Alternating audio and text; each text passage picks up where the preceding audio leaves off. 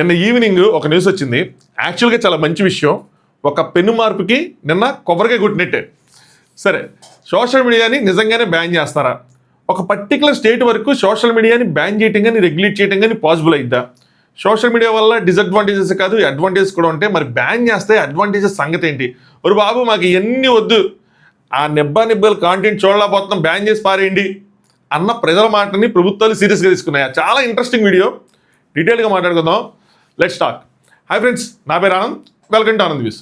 So గత కొంతకాలంగా, especially last 2 years నుంచి నిబ్బగాళ్ళు ఎక్కువైపోయారు సోషల్ మీడియాలో. అంటే నిబ్బగాళ్ళు అంటే అండర్ టీనేజర్స్ అందరూ కాదు, ఆ 16-17 ఇయర్స్ లోపలలోనే చాలా మెచ్యూర్డ్ పీపుల్ ఉన్నారు, చాలామంది ఉన్నారు. నేను వాళ్ళతో మాట్లాడతాను, కొంతమందితో ఇంటర్వ్యూ డిగ్రీ చదివే వాళ్ళు. వాళ్ళకి చెప్తాను, నేను ఎక్కువ టైం ఇందులో స్పెండ్ చేయమాకండి అని చెప్పి. వాళ్ళు చూసే కాంటెంట్, వాళ్ళు చూసే రీల్స్, వాళ్ళు ఇక్కడ నేర్చుకుంటుంది షేర్ చేస్తుంటే నాకు మతిపోద్ది. నాకు తెలియనివన్నీ వాళ్ళు ఫాలో అవుతూ ఉంటారు. అలాంటి యూత్ ఉన్నారు, వాళ్ళని పక్కన పెట్టండి. ఈ వీడియో వాళ్ళ కోసం కాదు, అంటే వాళ్ళ కోసం కూడా వాళ్ళు చూడాలి, బట్ వాళ్ళని టార్గెట్ చేసి కాదు. టార్గెటే ఈ వీడియో ఎవరికంటే ప్యూర్ నిబ్బగాళ్ళు, ఏస్తో కూడా సంబంధం లేదు. యాక్చువల్గా చెప్పాలంటే వాళ్ళ పని ఏంటంటే ఈ ఎక్స్పోజింగ్ కంటెంట్ కానీ, అబ్యూజివ్ కంటెంట్ కానీ, చిల్లర కంటెంట్ కానీ, ఏదైనా సరే, అంటే ప్రేమని సోషల్ మీడియాలో, పెళ్ళని, ముద్దులు పెట్టుకోవటం, దాని తర్వాత విడాకులని, ప్రాంకులని, కాంటెంట్ పేరుతో రూముల్లో ఉండి అక్కడ చేతులు వేసేసుకొని వాటిని షూట్ చేసి వాటిని రీల్స్ రూపంలో వదిలేయటం, లేదంటే వ్లాగ్స్ పేరుతో వదిలేయటం యూట్యూబ్లో. వాటిల్లో మళ్ళీ వీళ్ళకి ఫ్యాన్ పేజెస్, వీళ్ళని ఫాలో అయ్యే వాళ్ళు, మళ్ళీ వీళ్ళ మధ్యలో ఏదైనా ప్రాంక్స్తో గొడవలైనా సరే, అన్నా వదినా మీరు ఇడిపోకండి అని చెప్పి బాధపడేవాళ్ళు. వాళ్ళని చూసి నాకు జాలి పడాలా, ఏంద్రా ఇట్టా ఉన్నారు అని చెప్పి ఇలాంటి వాళ్ళని చూసి కోప్పడాలా కూడా అర్థం కాని సిచ్యువేషన్లో పెట్టేస్తారు. అలాంటి కాంటెంట్ కుప్పలు తెప్పలుగా రోజు రోజుకి పెరిగిపోతూనే ఉంది, ఎక్కడ తగ్గట్లేదు. కొన్ని చర్యలు తీసుకుంటే తగ్గుతుందేమో అనుకున్నారు, తీసుకున్నారు, అయినా కూడా తగ్గల. జనవరి స్టార్టింగ్లో ఫస్ట్ వీక్లో ఒక యూట్యూబర్ని, 2 మైనర్స్ని ఇంటర్వ్యూ పేరుతో తీసుకొచ్చి స్టూడియోలో పిచ్చి క్వశ్చన్లు అడిగి వాళ్ళిద్దరూ ఈ ముద్దులు పెట్టుకునే ఇవన్నీ చేస్తే, ఆ ఇంటర్వ్యూ చేసిన పర్టికులర్ యూట్యూబర్ని పోలీసులు అరెస్ట్ చేశారు. యాక్చువల్గా పెద్ద వైరల్ అవ్వాలి న్యూస్, వైరల్ అవ్వాల్సిన న్యూస్ ఎందుకు వైరల్ అవ్వదు నాకు అర్థం కాల. నాకే ఒక రోజు తర్వాత తెలిసింది. మనం వీడియో చేసాం, ఒక 50,000 ఎన్నో వ్యూస్ వచ్చినాయి. కానీ అది వైరల్ అవ్వాలి కదా, అది గట్టిగా వెళ్ళాలి కదా. సో వెళ్తే అది ఏంటి అంటే మిగతా వాళ్ళు తగ్గుతారు. అప్పటికి కొంచెం వెళ్ళినా కూడా ఎవ్వరు ఎక్కడ తగ్గల. ప్రేమ అయిపోయింది, పెళ్ళి అయిపోయింది, లవర్స్ మారిపోతున్నారు, విడాకులు అని చెప్పి ఆధార్ కార్డులు చూపిస్తున్నారు, ఏందేందో జరిగిపోతుంది. ఒక సైడ్, ఇంకో సైడ్ రూముల్లో ఉండే వాళ్ళ జరిగిపోతుంది. ఇవన్నీ చేసి ఫాలోవర్స్ తెచ్చుకొని యాప్లు ప్రమోట్ చేసుకునే వాళ్ళు చేసేసుకుంటున్నారు. ఎవరికి నచ్చింది వాళ్ళు చేసుకున్నారు. వీళ్ళని చూసి కొత్త బ్యాచ్లు రెడీ అవుతున్నాయి, లేదంటే వీళ్ళని ట్రోల్ చేస్తే కొత్త బ్యాచ్లు, చిన్నపిల్లలు, మళ్ళీ వాళ్ళు కూడా చిన్నోళ్ళే. వీళ్ళందరూ ఇలా చేసుకొని నాలాంటోడికో లేదంటే ట్రోల్ చేసుకునే వాళ్ళకో ఒక మెటీరియల్గా మారడం తప్పితే, కాంటెంట్గా మారడం తప్పితే ఏంటి యూజ్ అన్నది కూడా నాకు అర్థం కావట్లా. ఏం చేద్దామని చాలా విషయాలని వీళ్ళు నార్మలైజ్ చేసేస్తున్నారు. ఒక పక్కన సోషల్ మీడియా ఎలా అయిపోయిందంటే, ఒక పక్కన నేను మాట్లాడుకున్నాం కదా సబ్స్క్రిప్షన్ పేరుతో ఆ ఎక్స్పోజింగ్లు, ఇంకో పక్కన బూత్ కాంటెంట్లు, ఇంకో పక్కన ఎలాంటి విషయాలు, పిల్లబచ్చా విషయాలు. అసలు తెరిస్తేనే ఏం చూడాల్సి వస్తుందో అని భయంగా ఉంది. నిన్న న్యూస్ తెరిస్తే నిజంగా అది ఎంత బాధాకరం అంటే, వరుసకి చెల్లయ్యే అమ్మాయిని ఇది చేసిన ఒకడు, వాడిని ఊరి నుంచి వెళ్ళిపోమన్నా వెళ్ళకుండా కూడా, అంటే పెద్దోళ్ళ మధ్యలో పెడితే వాళ్ళు ఊరి నుంచి వెళ్ళిపోమన్న పెద్దోళ్ళు, వాడికి శిక్ష చేయకుండా మళ్ళీ ఆడు వెళ్ళిపోకుండా మళ్ళీ అమ్మాయి ఎంట పడుతుంది వాడు, అదొక బాధ. అమ్మాయి, ఇంకొక అమ్మాయి, ఇది ఎలా చెప్పాలో కూడా నాకు అర్థం కావట్లా. తల్లి ఫోటోలు బాయ్ ఫ్రెండ్కి పంపిస్తాను, అదో దరిద్రం. ఇవన్నీ చేయటానికి ఎందుకో నాకు ఎక్కడో సోషల్ మీడియానే మేజర్ రీజన్ ఏమనిపిస్తూ ఉంటుంది. ఇవన్నీ ఒక సైడ్ పెట్టుకుంటే ఇంకో సైడ్ మన ట్విట్టర్ యువత, ట్విట్టర్లో ఫ్యాన్ వార్స్ పేరుతో సినిమా అవనివ్వండి, బిగ్ బాస్ అవనివ్వనండి, ఏదైనా అవనివ్వండి, ఊరి పేరు లేని అకౌంట్లు క్రియేట్ చేసుకుని కొంతమంది, అందరూ కాదు కొంతమంది, ఏమీ లేని దానికి కూడా వార్స్ చేసుకుంటా, యుద్ధాలు చేసుకుంటా, కొంతమంది లాజికల్గా మాట్లాడుకుంటున్నారు, ట్వీట్లు చేసుకుంటున్నారు, ఓకే. అంటే ఎవరైతే మిస్యూజ్ చేస్తున్నారో వాళ్ళ కోసం అదొక సైడు. ఇలాంటివన్నీ చూస్తుంటే అనిపిస్తూ ఉంటుంది, ఏంద్రా ఇది ఇంత జరుగుతుంది కదా, ఏంటి ప్లాట్ఫామ్స్ ఏమి వీళ్ళ మీద చర్యలు తీసుకోవా, ఈ పిచ్చివన్నీ చేస్తూ ఉన్నారు, ఎవరు రిపోర్టులు చేయరా, ఏం చేయరా. జస్ట్ నేను కొన్ని పదాలు వాడితేనే నా ఛానల్, నేను పెట్టే వీడియోకి మానిటైజేషన్ ఆగిపోద్ది, లిమిట్ చేసేస్తారు. 2-3 వీడియోలకి కేరళ బస్ వీడియో అని ఇంకోటి మనం చేస్తే, ఉగ్రవాదం మీద చేస్తే మానిటైజేషన్ లేదు వాడికి. నాకు అర్థం కాల. అలానే మరి వీళ్ళేంటి ఇలా చేసుకుంటూ వెళ్ళిపోతున్నారు? మేబీ ప్రమోషన్స్ అవి వస్తాయనేమో, మనం చేయం కదా ప్రమోషన్స్, వాటి మీద చేసుకోవచ్చు అనుకుంటున్నారు. ఏంటో తెలియదు కానీ ప్లాట్ఫామ్స్ ఎందుకు వీటి మీద చర్యలు తీసుకోమని చెప్పి నాకు ఎప్పుడు అనిపిస్తూ ఉంటుంది. వాళ్ళ అకౌంట్లు ఎందుకు ఆగవు? మనం ఏదైనా పెడితే మనకి ఇమీడియట్గా స్ట్రైక్ వస్తూ ఉంటుంది. ఇంత చేస్తారు కదా, వీళ్ళు లిమిట్ చేసేది ఎవరు? సో హియర్ కమ్స్, వీటన్నిటిని గమనిస్తూ ఆంధ్రప్రదేశ్ ప్రభుత్వం అయితే ఒక అడుగు ముందుకేసింది. సో ఇన్స్పిరేషన్ ఎవరు అంటే ఆస్ట్రేలియాలో అండర్ 16 ఎవరైతే ఉన్నారో టీనేజర్స్, వాళ్ళందరికీ సోషల్ మీడియాని బ్యాన్ చేశారు. రెగ్యులేట్ చేయటం కాదు, కంప్లీట్గా బ్యాన్ చేశారు. సో లాస్ట్ మంత్ అంటే జనవరి ఆ టైంలో నారా లోకేష్ గారు వరల్డ్ ఎకనామిక్ ఫోరం జరిగింది కదా ఆ డావోస్లో. సో అందులో డావోస్ సంథింగ్, సరేనా, అందులో ఈ విషయాన్ని లేవనెత్తారు. సో ఆంధ్రప్రదేశ్ గవర్నమెంట్ ఈ విషయాన్ని సోషల్ మీడియాని రెగ్యులేట్ చేయడం కానీ బ్యాన్ చేసే అంశాన్ని పరిశీలిస్తుంది ఎవరైతే అండర్ 16 ఉన్నారో వాళ్ళకి. ఎందుకంటే దానివల్ల దుష్పరిణామాలన్నీ పెరిగిపోతున్నాయి అని చెప్పి. మీరు ఈ మధ్య 10 రోజుల క్రితం ఒక వార్త వింటారు, గజియాబాద్లో ముగ్గురు అక్క చెల్లెలు కొరియన్ దానికి అలవాటు పడిపోయి సోషల్ మీడియాలో ఎక్కువ ఫాలోవర్స్, అంటే వాళ్ళ కొరియన్ పేర్లతో పిలిపించుకొని వాళ్ళ తండ్రి ఫోన్ తీసేసుకుంటే తట్టుకోలేక చనిపోయారు. వాళ్ళ స్టోరీ కూడా వింటారు. సో ఇలా జరుగుతూ ఉన్నాయి కదా. సో ఆయనది ఫస్ట్ రైజ్ చేశారు. అది రైజ్ చేసిన తర్వాత ఈవెన్ ఇంకోటి కూడా జరిగింది. ఆయన ఏం చేశారంటే ఈ కన్ఫర్మ్ నారా లోకేష్ గారు confirm Andhra Pradesh is actively studying A plan to restrict, యాక్టివ్గా దాని మీద ఆలోచిస్తున్నారు, to limit social media use for children under 16. So inspired by Australian government అని చెప్పారు. దాంతోపాటు మెటాని, ఎక్స్ని, గూగుల్ని, షేర్ చాట్ని వీళ్ళందరినీ ఇన్వైట్ చేస్తున్నారంట. మాట్లాడదాం వీటిని ఎలా లిమిట్ చేయాలి ఏంటి దాని మీద డిస్కషన్ కోసం. కానీ ఒక స్టేట్ గవర్నమెంట్ తలుచుకుంటే ఇది జరిగిపోద్దా అన్నది బిగ్గెస్ట్ క్వశ్చన్ నాకు అప్పుడు వచ్చింది. సరేలే సీఎం గారు ఏం మాట్లాడతారు ఏంటి అనుకున్నాం. చంద్రబాబు నాయుడు కూడా ఒక గ్రూప్ ఆఫ్ మినిస్టర్స్ జీఓఎం మీద అంటారు. సో దాన్ని ఫామ్ చేసి దీని మీద అతి త్వరగా మనం ఎంత త్వరగా చేయగలిగితే అంత త్వరగా ఎయిదర్ బ్యాన్ చేయటం కానీ రిస్ట్రిక్ట్ చేయటం కానీ దీని మీద నివేదిక సమర్పించండి, దీనికోసం మాట్లాడండి, సెంట్రల్ లెవెల్లో దీన్ని రైజ్ చేయండి అని చెప్పి గైడ్ చేశారు. ఎప్పుడు అరౌండ్ ఒక 2 days బ్యాక్. సో అప్పుడు అనిపించింది ఓకే దీని మీద సీరియస్గానే జరుగుతుంది అంటే ఇలా అంటారు కానీ అంత ఈజీగా జరగవు. పైగా స్టేట్ లెవెల్లో కదా. యాక్చువల్గా మన సైబర్ చట్టాలు ఏదైనా మార్చాలి అంటే స్టేట్ లెవెల్లో జరగటం ఈజీ కదా, సెంట్రల్ లెవెల్లో జరగాలి, లేదంటే సెంటర్ సపోర్ట్ ఉండాలి. బెట్టింగ్ యాప్స్లో జరిగిన బిగ్గెస్ట్ ఫాల్ట్ ఇదే. మనకి ఈ బెట్టింగ్ గ్యాంబ్లింగ్కి సంబంధించి స్టేట్ లెవెల్ లాస్ ఉన్నాయన్నమాట, సెంట్రల్ లెవెల్లో యూనిక్ లాస్ లేవు. దానివల్ల ఏంటంటే ఒక స్టేట్ బ్యాన్ చేయటం, ఒక స్టేట్ బ్యాన్ చేయకపోవటం, ఇప్పుడు వెబ్సైట్లు ఉన్నాయి, ఎవరు బ్యాన్ చేశారు ఎవరు బ్యాన్ చేయలేదు అందరికి అందుబాటులోకి వచ్చేస్తాయి కదా. సో అది ప్రాబ్లం.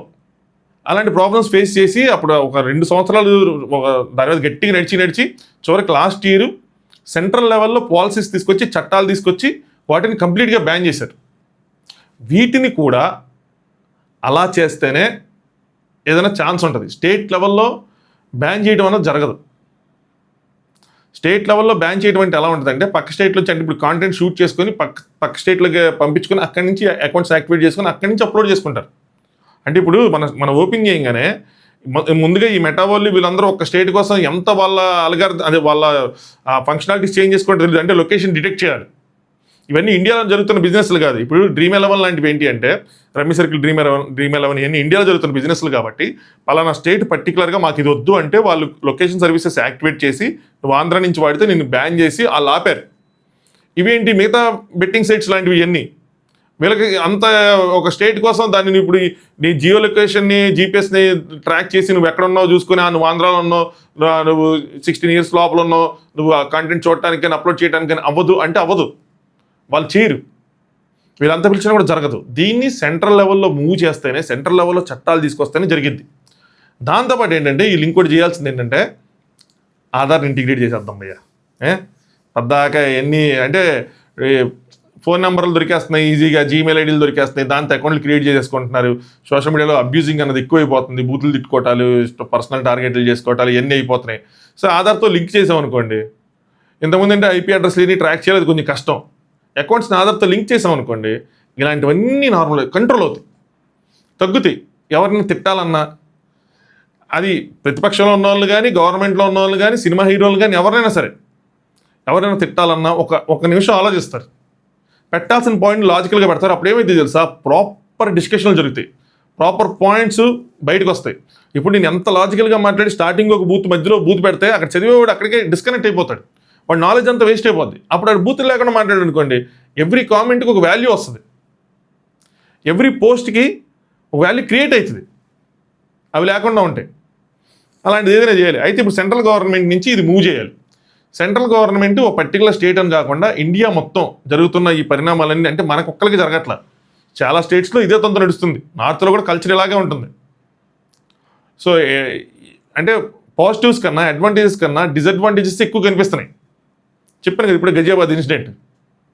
సో మరి ఏం చేస్తారు వీళ్ళు అని అనుకున్నా. సో నిన్న సాయంత్రం ఏం జరిగిందంటే ఇంట్రెస్టింగ్, నసరాపేట ఎంపీ శ్రీ కృష్ణదేవరాయలు గారు, ఆయన టీడీపీ ఎంపీ, ఆయన పైగా అదే రాజ్యసభలో వాళ్ళని లీడ్ చేసేది ఆయన అనుకుంటా, దాన్ని ఏదో అంటారబ్బా మర్చిపోయాను నేను, ఫ్లోర్ లీడర్. సో ఆయన ఫ్లోర్ లీడర్ అనమాట టీడీపీకి.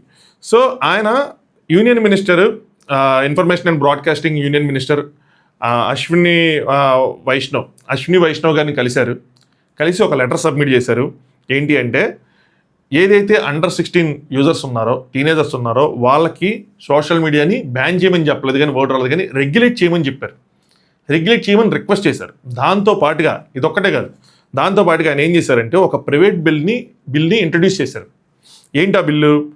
సోషల్ మీడియాని టైటిల్ పెట్టి age restrictions and online safety. So ఆ బిల్ ఏం ప్రపోజ్ చేస్తుంది అంటే age limit for access access చేయడానికి ఒక age limit, mandatory age verification, అంటే ఏదో ఒక ప్రూఫ్ మనం అప్లోడ్ చేయాలి, మన ఏజ్ ఎంత అని చెప్పడం కోసం ఏదో ఒక ప్రూఫ్ మనం అప్లోడ్ చేయాలి, సో వెరిఫై చేసుకోవడం కోసం. అలాగే దాని తర్వాత పర్సనల్ డేటా ఏదైనా కలెక్ట్ చేస్తే దాన్ని డిలీట్ చేయడం కోసం, మనది ఎవరిదైనా సరే డిలీట్ చేయడం కోసం, ఇంకా ఎన్ఫోర్స్మెంట్ ప్రొవిజన్స్, ఇలా చాలా వాటితో ఒక బిల్ని ఆయన ప్రపోజ్ చేశారు. ఎప్పుడైతే సెంట్రల్ గవర్నమెంట్ రేంజ్లో ఒక బిల్ వెళ్ళిద్దో ఒక డిస్కషన్ జరిగిద్ది, ఇంకా చాలా పాయింట్స్ యాడ్ అవుతాయి. సోషల్ మీడియా అకౌంట్స్ని ఇదే రైట్ టైం అనుకొని ఏదైతే ప్రూఫ్ అనేది ఏజ్ ప్రూఫ్ కోసం పెడతారో దాన్ని అడ్రస్ ప్రూఫ్, ఐడి ప్రూఫ్ కింద ఏదో ఒకటి వెళ్తుంది కదా. సో దాన్ని ఉంచుకొని తర్వాత మనకి పోలీసులకు ఉపయోగపడుద్ది, అందరికి ఉపయోగపడుద్ది. దీన్ని ఒక పెద్ద చట్టంగా మార్చి ఇండియా లెవెల్లో దీన్ని గనక చేయగలిగితే బ్యాన్ చేయమని చెప్పను నేను. ఎందుకంటే ఎవరైతే నాతో మాట్లాడి కొంతమంది ఉన్నారో వాళ్ళు కూడా నాకు అర్థమవుతుంది కాబట్టి, అడ్వాంటేజెస్ ఉన్నాయి కాబట్టి, బ్యాన్ చేయకుండా ఏం చేయాలంటే రిస్ట్రిక్ట్ చేయాలి. వాళ్ళకు వచ్చే కాంటెంట్ని వాళ్ళు అప్లోడ్ చేయకుండా, అసలు ముందు ఫస్ట్ ఆఫ్ ఆల్ వాళ్ళు అప్లోడ్ చేయకుండా రిస్ట్రిక్ట్ చేయగలగాలి. అప్లోడ్ చేసినా అది ఎడ్యుకేషనల్ కాంటెంట్ అనుకోండి, దాన్ని అప్లోడ్ చేసే విధంగా, అది కాకుండా ఇంకా రెస్ట్ ఆఫ్ ద థింగ్స్ వాళ్ళు అప్లోడ్ చేయని విధంగా 16 వరకు, 18 కన్సిడర్ చేస్తాం కూడా తప్పలేదు అనిపించింది నాకు. చాలామంది నా ఫాలోవర్స్లో వాళ్ళు అంటారు, మీరు ఫీల్ అయినా ఈ ఫ్యాక్ట్స్ మీకు తెలుసు, మీరని కాదు, మీ ఫ్రెండ్సో లేదంటే మీకు తెలిసినో లేదంటే మీరు సోషల్ మీడియాలో చూసిన చెత్త మీకు తెలిసి ఈ విషయం, ఎలాంటి కాంటెంట్ చూస్తారు ఏంటి అని చెప్పి. సో ఎడ్యుకేషనల్ కాంటెంట్ కాకుండా మిగతా అది రిస్ట్రిక్ట్ చేయడం కోసం. మీరు అనుకోవచ్చు పేరెంటల్ కంట్రోల్స్ ఇవన్నీ ఉన్నాయి కదంటే, అవన్నీ ఏం దొబ్బట్లా పని చేయట్లా. పేరెంటల్ కంట్రోల్స్ పెడితే వాళ్ళు మార్చుకోలేరేంటి? డైరెక్ట్గా కాంటెంట్ని రిస్ట్రిక్ట్ చేయగలగాలి. మీరు ఇంకోటి అనుకోవచ్చు, ఐడి వేరే వాళ్ళు తీసుకుంటారు, వాళ్ళ ఫాదర్ ఐడి వెరిఫై చేసుకుంటారు, అది చేసుకుంటారు, ఇది చేసుకుంటారు అంటే ఇక్కడ పేరెంట్స్ బాధ్యత కూడా ఉంటుంది, వాళ్ళు అలాంటివి చేయకూడదు. అలాగే బయట వాళ్ళు ఐడి కొనేసుకుంటారంటే అది అప్పుడు వాళ్ళని బొక్కలా వేస్తారు ఏదైనా తేడా జరిగితే.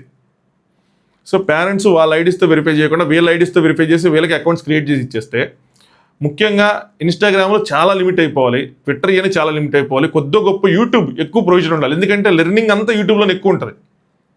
చాలా కోర్సెస్ కానీ ఏఐకి సంబంధించినవి కానీ అన్నీ యూట్యూబ్లోనే ఎక్కువ ఉంటాయి. ఇక్కడ మనకి ఇన్స్టాగ్రామ్లో వీటన్నిటిలో జస్ట్ ఒక ఇంట్రడక్షన్ లాంటిది ఉంటుంది, కొత్తగా ఏం వచ్చింది అన్న దాని మీద డీటెయిల్స్ అన్నీ మనకి యూట్యూబ్లో ఉంటాయి. సో లిమిట్ ఎక్కడ ఏ ప్లాట్ఫామ్ని ఎంత లిమిట్ చేయాలి, ఇదన్నీ సెంట్రల్ గవర్నమెంట్ ఒక బిల్లు తీసుకొచ్చి ప్రాపర్గా దాన్ని డిజైన్ చేసి మంచిగా దాన్ని కనుక పెట్టగలిగితే మనకున్న చాలా సమస్యలు, మన యూత్ ఒక జనరేషన్ మనకి ఎంత లేదా ఒకే ఒక జనరేషన్ మనం అందరం కష్టపడి కరెక్ట్ చేయాలంతే. చెప్పాను కదా లాస్ట్ వీడియోలో ఒకసారి చెప్పాను నేను 3 విషయాలు కరెక్ట్ చేయాలని చెప్పి. 1 కన్సెంట్ అంటే ఏంటి అది ఇదని చెప్పి, 2 civic sense, 3 good touch bad touch. ఇవన్నీ మనం ఒక జనరేషన్కి కనుక నేర్పించగలిగితే మన ఇండియా సెట్ అయిపోద్ది. అసలు ఏ గోళ ఉండదు, ఏ దాడులో ఉండవు, ఏ రచ్చ ఉండదు. అందరూ చాలా హుందాగా కనిపిస్తారు, అందరం ప్రొఫెషనల్స్గా కనిపిస్తాం. చదువు కాదు మన ప్రొఫెషనలిజం, చదువు కాదు మన సంస్కారం, అది వస్తుంది. కాకపోతే దానికి గవర్నమెంటు లేదంటే టీచర్లే కాకుండా పేరెంట్స్ ఎక్కువ కీ రోల్ పోషించాలి. వాళ్ళ పిల్లలు ఏం చేస్తున్నారు ఏంటి, అలాంటివి చూస్తున్నారు ఏంటి అని చెప్పి గమనించుకోవాలి. అలాగే టెలిగ్రామ్ లాంటి చాలా సంగతి కంప్లీట్గా బ్యాన్ చేయాలి. ఎందుకంటే దానివల్ల వాళ్ళకి ఏం ఉపయోగం ఉందో నాకు అర్థం కావట్లేదు. నేను గమనించి చెప్తాను, అండ్ నాకు కూడా రీల్స్ వస్తాయి కాబట్టి ఇంకో ఏదో చిన్న వీడియో వేసేసి ఇంకో లింక్ కావాలి బయోలో ఉందంటే అన్ని ఆ చెత్త అంతా టెలిగ్రామ్లోనే ఉంటుంది. నేను చూస్తాను కదా, నాకు తెలుస్తాను. ఆ చెత్త అంతా టెలిగ్రామ్లోనే ఉంటుంది.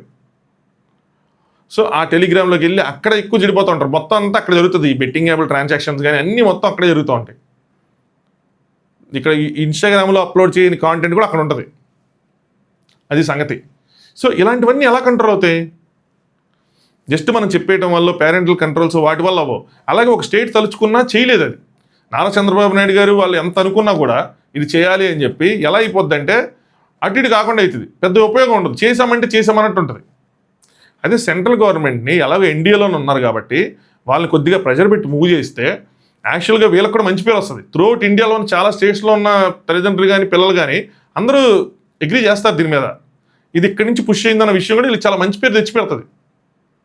అలాగే అడ్వాంటేజ్ అందుకని బ్యాన్ చేయకూడదు అని అడ్వాంటేజ్ కూడా ఉన్నాయి కాబట్టి మనం బ్యాన్ చేయకూడదు, రెగ్యులేట్ చేయాలి. అది ఎంత రెగ్యులేట్ చేయాలన్నది వాళ్ళ మీద అంటే వాళ్ళు పెద్దవాళ్ళు కాబట్టి వాళ్ళు కరెక్ట్గా డిస్కస్ చేసుకొని ప్రాపర్గా ఫ్రేమ్ చేసుకోవాలి.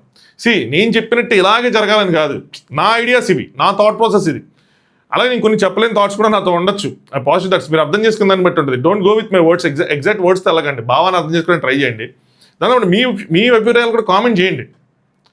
మీరు ఏమనుకుంటున్నారు, ఎలా ఉండాలి ఇలాంటి చట్టాలు, దీనివల్ల అసలు బ్యాన్ చేయాల్సి అదే రెగ్యులేట్ చేయాల్సిన నెసిటీ కూడా ఉందా లేదా అన్నది మీరు కూడా కామెంట్ చేయండి. దాంతోపాటు నీ వీడియోలు ఎప్పుడు చెప్దాం అనుకుంటున్నా మర్చిపోతా, స్టార్టింగ్లోనే వీడియో లైక్ చేయండి. కొత్తగా చూసేవాళ్ళు ఛానల్ సబ్స్క్రైబ్ చేసుకోండి భయ్యా. చాలామంది చూస్తున్నారు, చాలా రీచ్ వస్తుంది, కానీ సబ్స్క్రిప్షన్ మాత్రం పెరగట్లా. That's okay. సో సబ్స్క్రైబ్ చేసుకోండి. మనదేం పెయిడ్ సబ్స్క్రిప్షన్స్ కాదు కదా, నేను మనం చెప్పుకున్నట్టు మామూలు సబ్స్క్రైబర్లే కదా. మిమ్మల్ని ఏమైనా జాయిన్ బటన్ కొట్టి పే చేసి జాయిన్ అమ్మంటున్నారా? అది ఎప్పటికీ చేయను. సో సబ్స్క్రైబ్ చేసుకోండి. మీ అభిప్రాయాలు కామెంట్ చేయండి. ఎలా ఉండాలి ఈ చట్టాలు, దీనివల్ల మీరు ఉపయోగం ఉంటుంది అనుకుంటున్నారా ఉండదు అనుకుంటున్నారా?